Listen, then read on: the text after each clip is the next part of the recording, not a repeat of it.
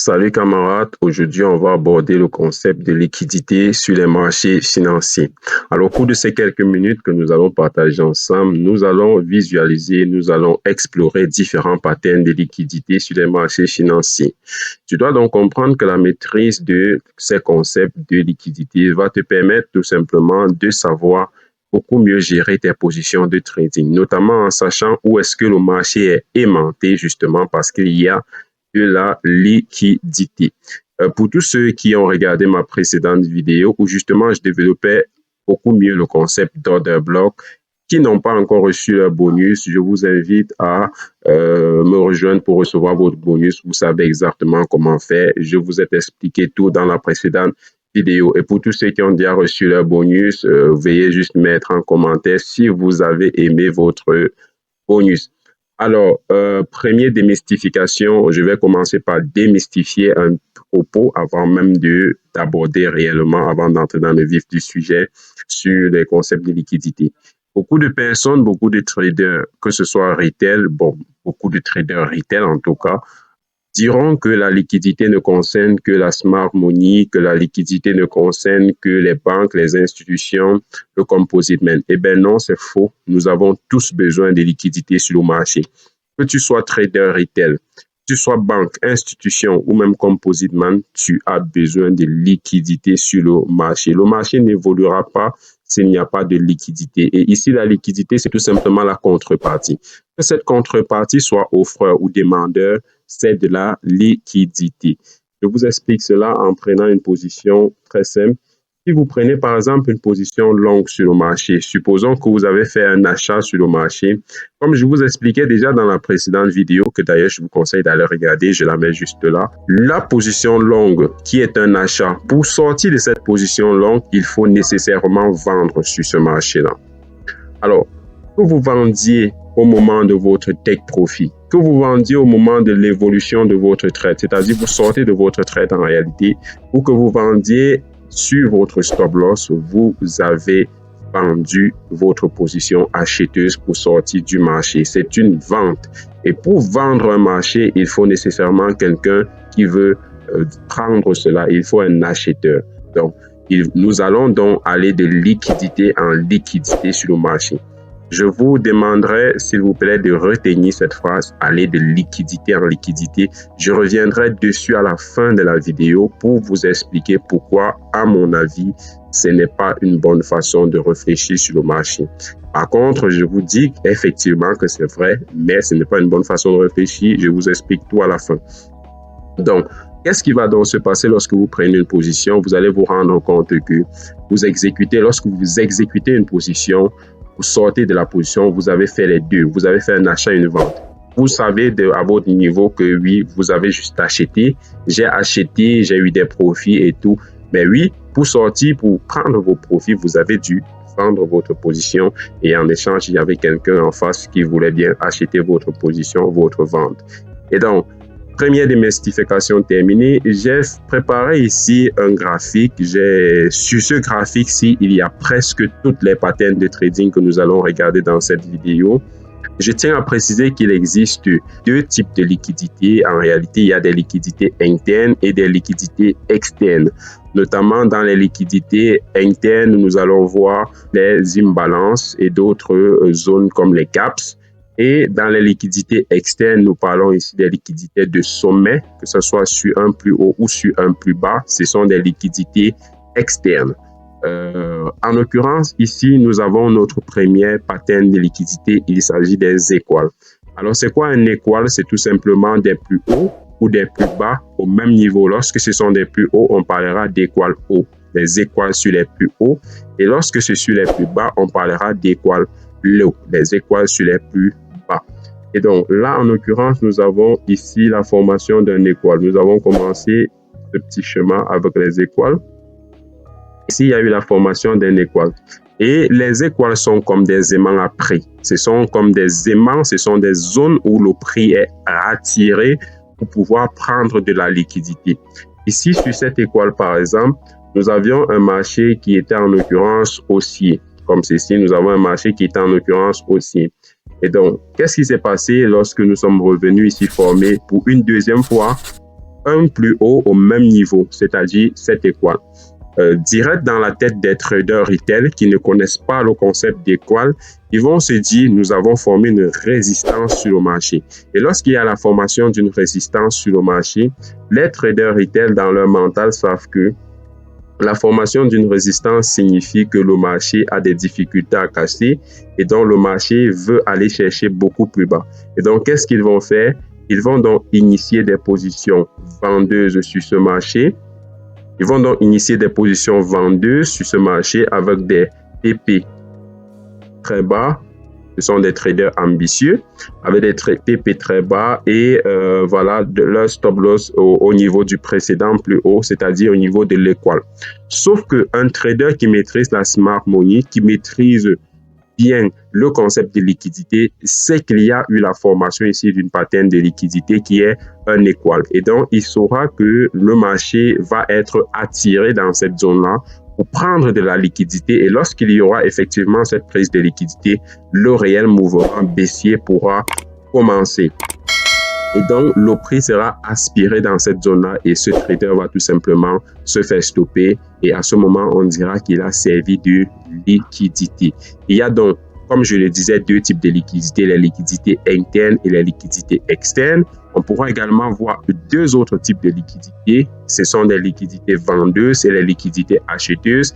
Il n'y en a pas quatre types, il y en a deux, mais deux façons de voir différentes. Les liquidités acheteuses, les liquidités vendeuses, les liquidités internes, les liquidités externes.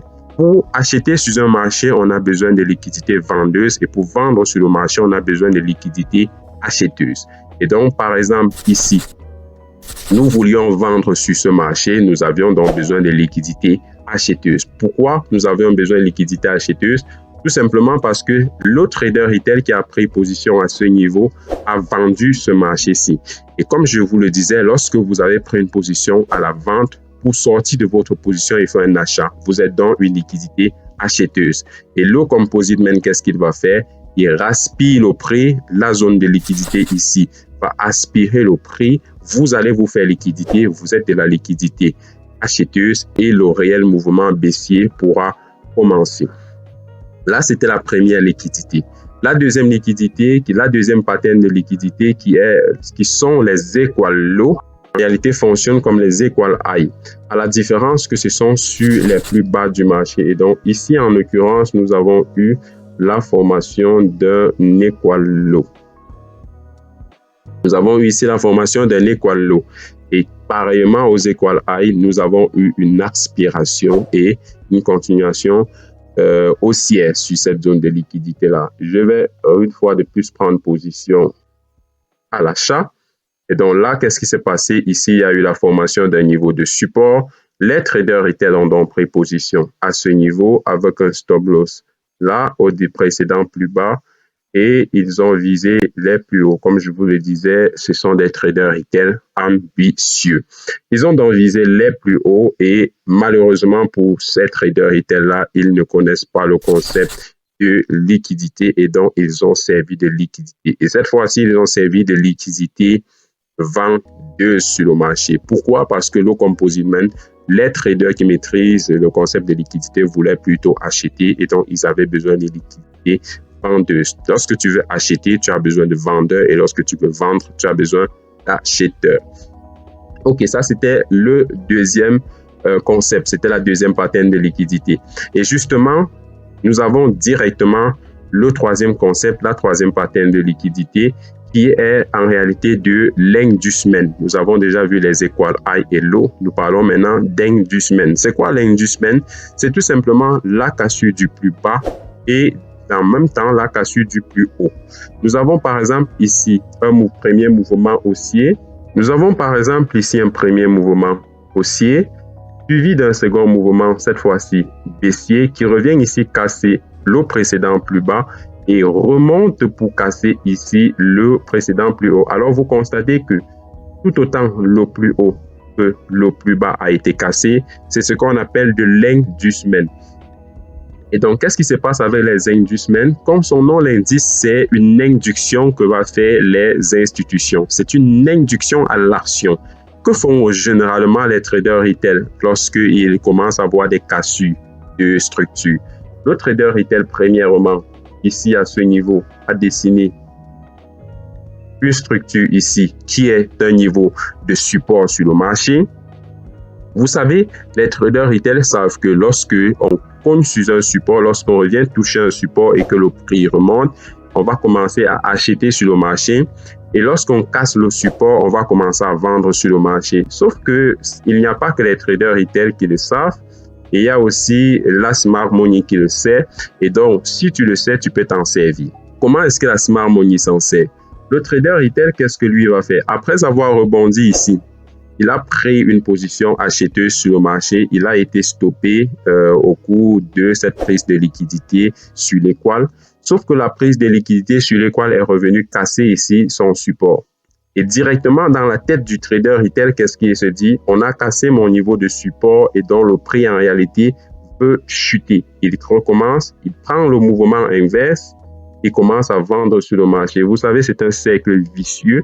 Lorsqu'on commence à perdre de l'argent sur les marchés financiers et qu'on n'a pas un mental de trader gagnant, lorsqu'on n'a pas une bonne psychologie de trader, on peut facilement se laisser jouer par ce petit jeu du composite man. Et donc, le trader retail a pris une première position, bam, il s'est fait stopper. On est revenu ici casser son niveau de support. Il s'est dit, on a cassé le support, on veut descendre. Et il prend un mouvement baissier et une fois de plus, il se fait stopper. Et donc, qu'est-ce qui se passe au niveau de l'inducement? Comme je le disais, ce sont des inductions à l'action. Le composite man induit les traders retail en formant des patterns qu'il reconnaît, que le trader retail va reconnaître. Et lorsque le trader retail reconnaît cette pattern-là, il va prendre position en fonction de cette pattern. Sauf que c'était une induction et donc le composite man va prendre le mouvement inverse. Et c'est d'ailleurs pourquoi lorsqu'on dessine des patterns de trading comme ceci, que ce soit au niveau des supports résistance, des doubles bottom, des structures que vous voulez, que ce soit des triangles, des drapeaux, ainsi de suite, il est toujours nécessaire d'attendre d'avoir des confirmations avant de commencer à prendre. Je ne dis pas que ça ne marche pas, mais je dis que ça ne marche pas toujours et donc je vous donne la raison pour laquelle il y a des fois que ça ne marche pas aux différents patterns de trading que vous connaissez, parce que vous ne comprenez pas certains concepts sur le marché. Et justement, l'un de ces concepts, c'est la smart money. Et donc, qu'est-ce qui se passe ici? Le trader retail a pris position, il se fait stopper, double stop loss, et donc le composite man a donc suffisamment de liquidité en contrepartie. Première position était une position acheteuse ici. Il y a eu de la liquidité vendeuse. Deuxième position était une position vendeuse. Il y a eu de la liquidité acheteuse. Que dit la loi de l'offre et de la demande? La loi de l'offre et de la demande dit que plus il y a d'offres sur le marché, plus le prix va baisser. Et donc, plus il y a de la demande, plus le prix va augmenter sur le marché. Et justement, ce concept s'applique ici. Je n'irai pas plus loin. Si vous voulez bien comprendre la loi de l'offre et de la demande, ce concept, je l'ai très bien expliqué dans la première partie sur la vidéo concernant Wyckoff, justement les accumulations Wyckoff. Je mettrai la vidéo juste là-haut. Allez regarder cette vidéo-là pour bien asseoir cela et regardez aussi la vidéo sur les structures de marché pour également comprendre la loi de l'offre et de la demande. Et donc, ici, on a eu de l'inducement qui a induit les traders retail en erreur et donc on a pu avoir notre continuation haussière. Et justement, au cours de cette continuation haussière, on passe directement à la troisième pattern de trading qui est la liquidité interne. Il s'agit maintenant de la liquidité interne. Cette accélération haussière, après cette prise de liquidité, après cette induction, a pu, au cours de ce mouvement haussier, laisser dans cette zone-ci, que ce soit des imbalances ou des gaps, nous avons pu avoir tout cela au cours de ce mouvement haussier. Et si nous avons eu des imbalances ou des gaps au cours de ce mouvement haussier, ça peut tout simplement nous servir de zone, de point de liquidité. Et donc, le marché va donc revenir combler cette imbalance ou alors combler cette faible gap ou alors combler ce gap. Et au moment de ce mouvement baissier qui revient dans cette zone-là, on revient tout simplement chercher de la liquidité interne. Le concept de faible gap, d'imbalance et autres a déjà été expliqué sur cette chaîne-ci. Je comprends que pour tous ceux qui ne comprennent pas encore bien tout cela, je ferai une vidéo particulière où j'expliquerai les imbalances, les favor gap et tout. Pour le moment, dans le concept Smart Money et liquidité, c'est exactement comme ça que ça se comprend. Tout simplement, la zone d'imbalance est une zone de liquidité interne et dont le marché est aspiré par cette zone-là. Vous devez comprendre que les liquidités en réalité sont comme des aimants à prix. Le prix cherche absolument à revenir prendre de la liquidité sur le marché parce que la liquidité, c'est de la contrepartie. S'il n'y a pas de contrepartie, il n'y a pas de mouvement sur le marché. C'est pourquoi je vous disais que même si on arrêtait, si on se disait que les institutions ne traitent plus de composite men et tout, nous, à notre niveau de retail, nous aurons toujours besoin de liquidité. Et c'est pourquoi vous allez voir qu'il y a des marchés peu liquides et d'autres très liquides. Nous allons de liquidité en liquidité sur le marché. Alors, après ce mouvement, nous avons directement notre quatrième pattern de trading, notre quatrième pattern de liquidité qui concerne les trendline liquidity. Les trendline liquidity. Alors, c'est quoi les trendline liquidity? Ce sont tout simplement des lignes de tendance qui sont assez reconnaissables et utilisables par les traders retail. Vous avez déjà dû constater quelque chose depuis que nous parlons de liquidité, c'est que nous faisons des rapprochements entre la méthode du trading retail et les liquidités, les patterns de trading retail et les liquidités. Je vais recommencer, je vais tout d'abord en finir avec cette trendline liquidity et puis je vais revenir en arrière et vous présenter différents patterns de trading que vous connaissez très bien et vous montrer comment ça a servi de liquidité. Et donc, ici, nous avons une trendline liquidity. Qu'est-ce qui se passe? Le prix chute jusqu'à un certain niveau, casse la trendline liquidity pour liquider parce que tout ici, nous avons ici une zone de liquidité. Toute cette zone de liquidité doit effectivement être liquidée pour que le marché puisse revenir chercher beaucoup plus bas. Et donc, qu'est-ce qui se passe dans cette zone-ci? Pourquoi est-ce que cette zone-ci est considérée comme étant une zone de liquidité? Tout simplement parce qu'au cours de ce mouvement baissier, les traders retail considèrent ces différents points comme étant des points en fait de niveau de prise de position. Vous savez, sur une tendance haussière, les traders vont considérer tous les différents les plus hauts comme étant des points de prise de position, notamment sur une tendance baissière. Ils vont donc continuer à vendre le marché au fur et à mesure que nous continuons dans cette tendance baissière. Et donc, qu'est-ce que vous constatez? Vous constatez qu'il y a une succession de stop loss. Il y a une succession de stop loss. Et qu'est-ce qu'il faut pour avoir justement suffisamment de liquidité, pour avoir justement suffisamment de contrepartie? D'ailleurs, dans la suite de cette vidéo, je parlerai beaucoup plus de contrepartie que de liquidité. Qu'est-ce qu'il faut donc pour avoir suffisamment de contrepartie? Pour donc prendre une grosse position sur le marché, il faut remonter, toucher tous les stops. Et ces stops-là, justement, va donc servir de contrepartie pour pouvoir prendre notre position, que ce soit vendeuse ou acheteuse. D'où ces différentes trendlines servent de pattern de trading. Pourquoi ça sert de pattern de trading? Parce que lorsqu'on revient casser ici cette trendline, on liquide toutes les personnes qui ont pris des positions ici. Ils deviennent des contreparties. Mais également, il y a des traders retail qui prennent également des trades à ce niveau, qui vont commencer à acheter à ce niveau. Oui, il y en a plusieurs. Ils vont donc mettre un stop loss là et targeter des plus hauts. Ce sont des traders ambitieux. Pourquoi est-ce que les traders retail vont prendre une position acheteuse ici? Tout simplement parce qu'on vient de casser une ligne de tendance. Lorsqu'on casse une ligne de tendance, c'est une pattern de trading reconnaissable. Les traders retail savent qu'après la cassure d'une ligne de tendance, il faut prendre position dans le sens de la cassure. Et là, justement, nous avons cassé. Sauf que ces traders retail ne maîtrisent pas le concept de liquidité. Ils ne savent pas qu'en réalité, c'est une course à la liquidité, c'est une aspiration aimantée de la liquidité, de la contrepartie pour pouvoir justement acquérir suffisamment de main offreur pour pouvoir aller chercher beaucoup plus bas de la demande. Donc, qu'est-ce qui se passe ici? Tous ces traders se font liquider. Et la liquidation par la suite ici de tous les traders qui ont pris des positions acheteuses n'arrange pas la situation. Au contraire, ça cause une accélération baissière. Pourquoi? Parce que lorsqu'ils ont acheté sur le marché, leur stop loss est une position vendeuse. Et plus il y a de ventes, plus le prix chute. Et donc là, ils accentuent cela.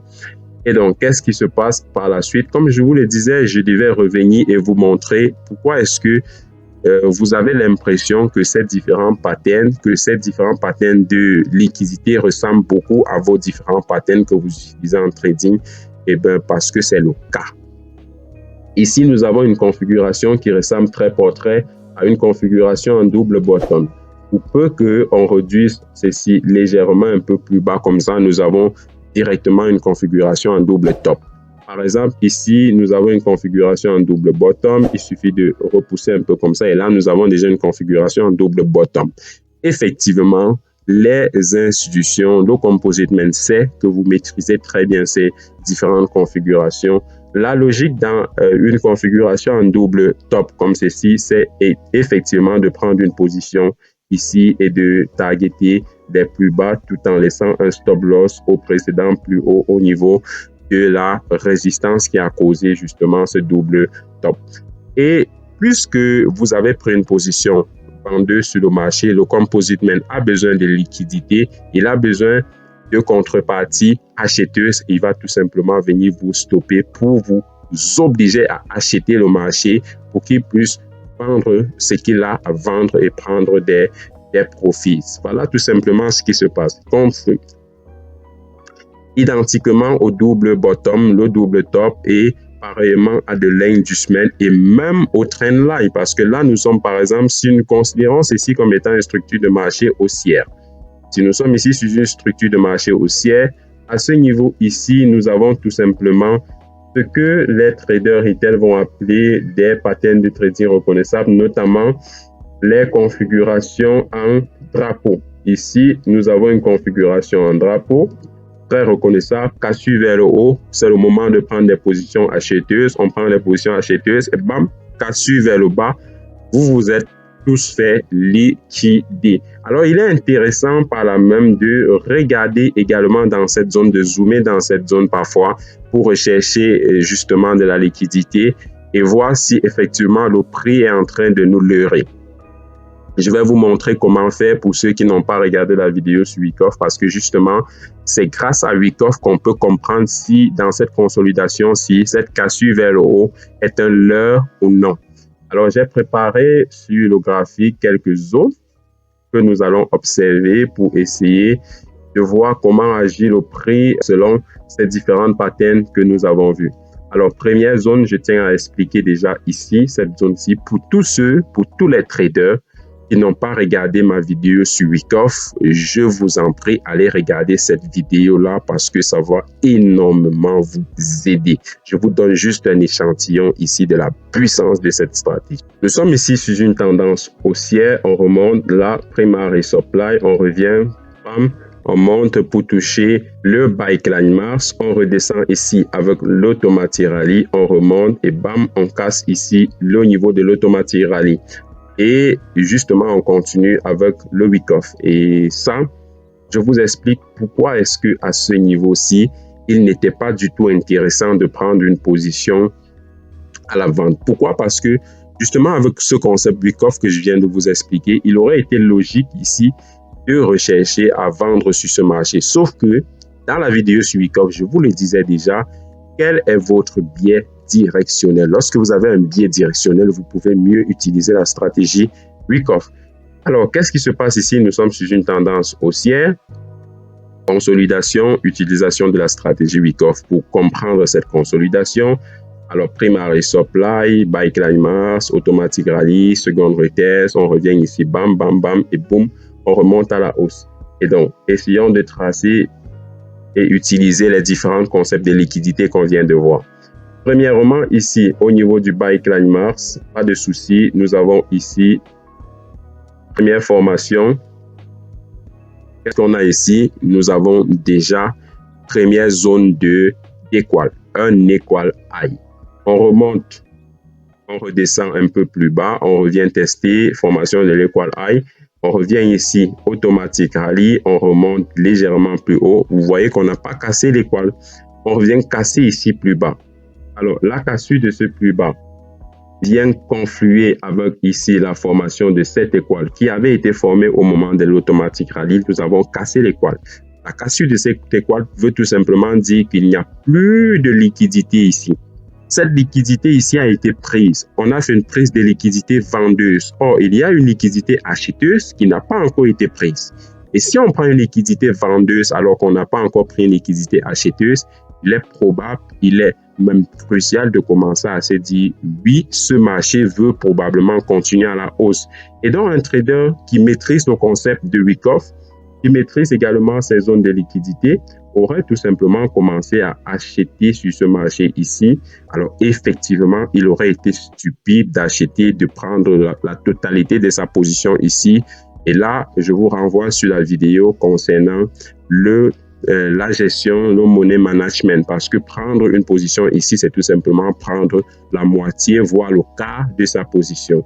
Parce qu'effectivement, on n'a pas encore de confirmation. Par contre, on sait, d'après la liquidité, qu'il faut effectivement prendre un trade à ce niveau. Donc, supprimons ça.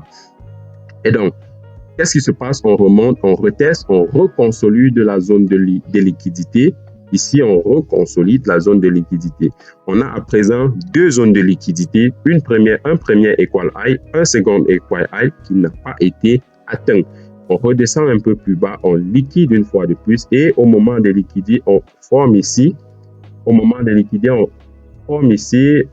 une autre pattern de trading reconnaissable justement que nous venons tout simplement de voir ici. C'est une trendline haussière. On casse la trendline, bam, on liquide tout. Pas de liquidité vendeuse ici. Il n'y a pas de liquidité, il n'y a plus de liquidité acheteuse, il n'y a plus de liquidité vendeuse. Tout a été pris et le mouvement est haussier. Et donc, tout simplement, le trader qui n'avait pas pris sa première position ici pourra tout simplement enchaîner et prendre sa position à ce niveau-ci pour targeter les plus hauts. Et donc, le trader qui maîtrise très bien la smart money et tout ce que nous venons de voir aura tout simplement pris sa position ici et il aura fini le reste de sa position ici pour viser probablement les plus hauts. Nous sommes des traders ambitieux. Alors, on va continuer. C'était un exemple assez classique. Ici, nous avons une autre pattern qui est assez reconnaissable. Qu'est-ce que c'est ici? Nous avons une ligne de tendance haussière.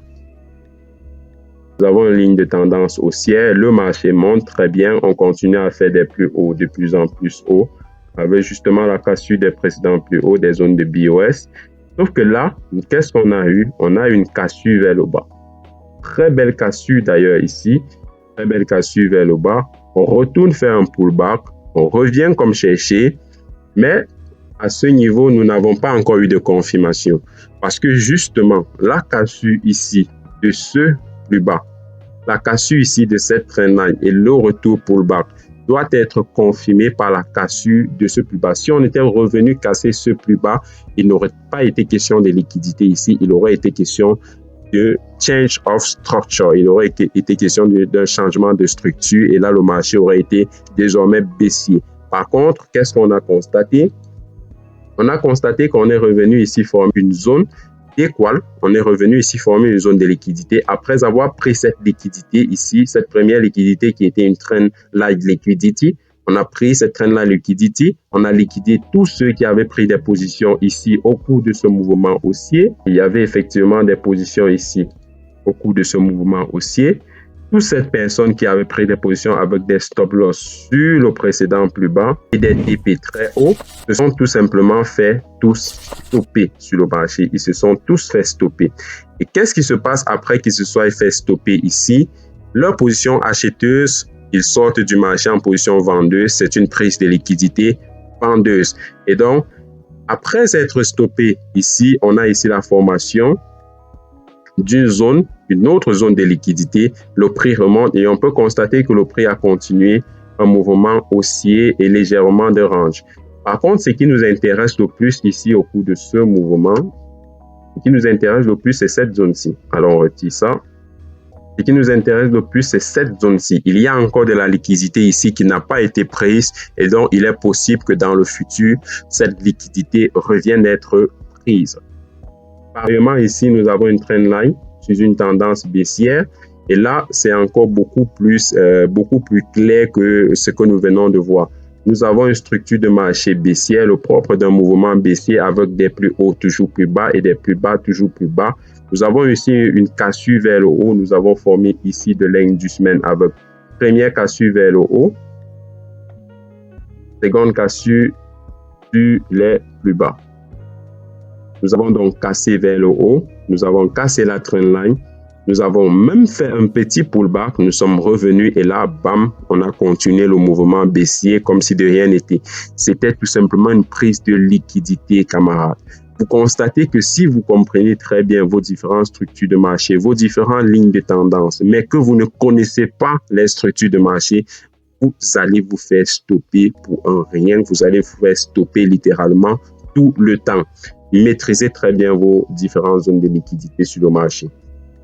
Et là, qu'est-ce qui se passe? Le mouvement baissier peut effectivement continuer son cours après avoir pris de la liquidité. Premier constat sur ce mouvement baissier, c'est qu'il y avait déjà un épuisement du mouvement baissier. Il y avait un épuisement. Les bougies rouges baissières n'étaient plus très vigoureuses. On a pris de la liquidité et là, les bougies sont devenues très vigoureuses, comme vous pouvez le constater. On va continuer. Ici également, nous avons eu ici la formation d'un equal high. Et lorsqu'on a eu la formation d'un equal high comme ceci, même la cassure de ce plus bas ici ne nous intéressait pas. Tout simplement parce que nous savons que nous avons un aimant à prix beaucoup plus haut. Nous avons déjà un aimant à prix. La cassure de ce plus bas ici ne nous intéressait tout simplement pas parce que nous avions un aimant à prix. De plus, pour ceux qui ont regardé ma vidéo sur les structures de marché concernant justement les zones d'intérêt, nous constatons que nous sommes revenus effectivement dans une zone d'intérêt. On continue.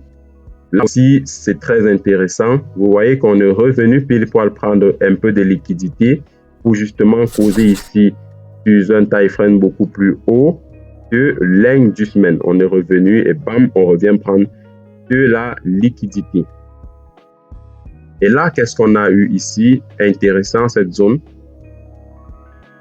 de la liquidité interne. Nous avons de la liquidité interne. Il s'agit ici d'un gaps haussier.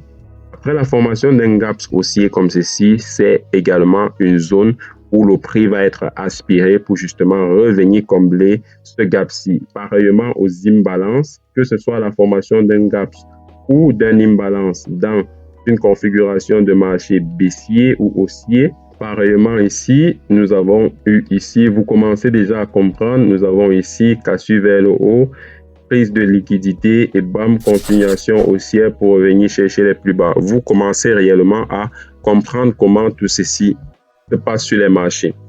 Voilà, et donc comme je le disais, penser que le marché va de liquidité en liquidité, c'est une bonne chose, mais il faut encore contextualiser. Est-ce que nous allons passer notre temps sur le marché à rechercher justement la précédente zone de liquidité, la suivante zone de liquidité? Parce que si on considère que le marché va de liquidité en liquidité, ça veut tout simplement dire que le plus bas sera toujours aspiré, le plus haut sera toujours aspiré. Et donc, le marché fera une sorte de range. Et on constate que nous avons des marchés en tendance. Si on va sur des time frames beaucoup plus larges, si on va par exemple sur du donné weekly, si on va sur du weekly, voilà, nous sommes sur du weekly et la question que j'ai à vous poser, c'est est-ce que nous sommes sur un marché en range? Non, nous ne sommes pas sur un marché en range. Et si on considère le concept de liquidité, le concept d'aller de zone de liquidité en liquidité de façon extrêmement rigide, c'est-à-dire dire que voilà, on va toujours aller chercher les plus hauts, toujours aller chercher les plus bas, on aura tendance à se dire que voilà, on reviendra toujours chercher ici beaucoup plus bas et tout, alors que non, ce n'est pas forcément le cas. Il faut savoir accepter que oui, le marché va de zone de liquidité en zone de liquidité, mais également le marché va continuer dans sa direction, va continuer dans sa tendance. Et donc, il ne faut pas considérer le concept de liquidité de façon beaucoup trop rigide en se disant que oui, le marché va de zone de liquidité en liquidité, donc le marché ira toujours d'un point A à un point B sans forcément aller chercher de nouveaux sommets, ainsi de suite. Il faut donc contextualiser cela. Et dans votre trading au quotidien, je vous conseillerais de réellement rechercher vos zones d'intérêt avant même de rechercher la zone de liquidité. Alors, c'est quoi vos zones d'intérêt? Nous avons vu cela dans les structures de marché. Vous recherchez vos zones d'intérêt. Une fois que vous avez votre structure de marché, vous avez votre biais directionnel. Vous recherchez par la suite la liquidité correspondante. Revenons en 5 minutes, je vous montre ça de façon beaucoup plus pratique. Voilà, supposons que ici, sur ce mouvement-ci, si vous aviez déjà un biais directionnel baissier, ok, si au cours de ce mouvement-ci, vous avez d'après votre analyse sur des timeframes beaucoup plus hauts, que ce soit sur du 1 heure, du 2 heures, du 4 heures, du weekly, du daily, si vous aviez un biais directionnel baissier qui était déjà fort, vous aurez raffiné par exemple sur du 5 minutes pour rechercher un point d'entrée baissier. Donc, vous avez votre biais directionnel qui est baissier. À ce moment-ci, lorsque vous avez raffiné sur du 5 minutes, qu'est-ce que vous faites? Vous attendez d'avoir une prise de liquidité pour continuer un mouvement baissier. Par contre, si vous n'avez pas de biais directionnel, si vous attendez juste d'arriver sur le marché et de voir des prises de liquidité pour prendre des positions, je peux vous assurer, camarades, que vous n'aurez pas une stratégie de trading très solide. D'où la nécessité d'associer votre stratégie de trading à une autre stratégie de trading. Là, en l'occurrence, nous venons tout simplement d'associer le Smart Money Concept aux différentes stratégies de price action. Et donc, qu'est-ce qui se passe ici? Nous avons déjà un biais directionnel. Nous avons attendu une prise de liquidité acheteuse et là, nous avons pu effectivement exécuter notre trade. Donc, ayez déjà un biais directionnel. N'allez pas sur le marché en vous disant que vous recherchez la liquidité pour aller chercher une autre liquidité. Non, ce n'est pas une stratégie de trading, camarades. Ayez une vraie stratégie de trading et appliquez cela à votre trading. Associez à votre stratégie de trading vos différentes connaissances sur les liquidités. Et pour cela, rien de plus simple, rien de plus nécessaire que le backtesting et le backtesting. D'ailleurs, je vous conseillerais de mettre vos différentes zones de liquidité. Lorsque vous arrivez sur vos graphiques, vous dessinez vos différentes zones de liquidité, vous mettez des alertes et lorsque vous aurez atteint vos différentes zones de liquidité, vous allez revenir sur vos graphiques et regarder en vous disant « Ah bah tiens, j'ai atteint mes différentes zones de liquidité. Pourquoi je n'ai pas atteint une autre zone de liquidité? Est-ce que j'aurais mal mis cette zone de liquidité? » Et donc, progressivement, vous allez vous améliorer. Camarades, on va se quitter sur cette note positive. J'espère que vous avez aimé cette vidéo. J'espère que vous avez aimé ce contenu. Je vous invite par là même pour tous ceux qui veulent nous rejoindre dans notre communauté, que ce soit sur Telegram, sur Discord ou ailleurs. Vous aurez tous les liens en descriptif de cette vidéo. Cliquez juste sur le lien pour me rejoindre dans la communauté. N'oubliez pas également de vous abonner à cette chaîne YouTube. Commentez cette vidéo, ça aide l'algorithme YouTube à comprendre que ce contenu est un contenu de valeur et il pourra mieux partager le contenu. N'hésitez surtout pas à liker, partager également la vidéo au maximum pour aider à agrandir notre communauté. Et donc, camarades, portez-vous bien, que Dieu vous garde.